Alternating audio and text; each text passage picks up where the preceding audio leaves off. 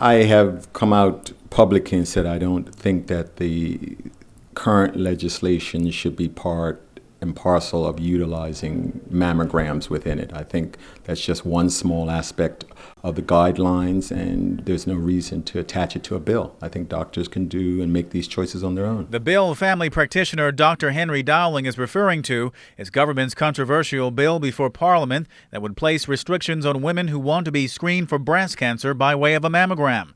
Dr. Dowling, who also sits on the Bermuda Medical Doctors Association board, recalls that doctors weren't specifically polled on recommendations for this bill. And we came together and listed a bunch of ideas that we thought would help save healthcare dollars.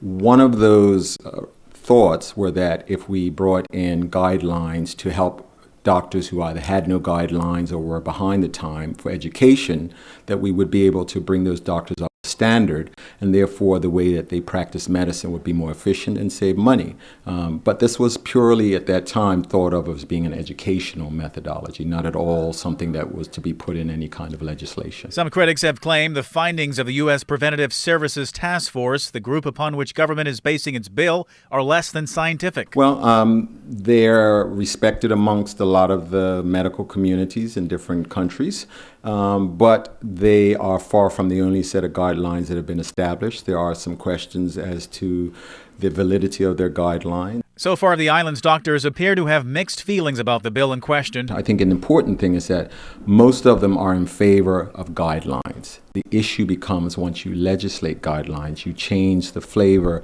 of what they were intended for. With women, Shadow Health Minister Kim Wilson, who has led opposition to the government's bill, cites local statistics showing 23% of women diagnosed with breast cancer in past decades between age 40 to 49. And if the government's bill is passed, she worries about that group of women who would fall below the proposed 50 to 74 threshold and who potentially could go years without being screened.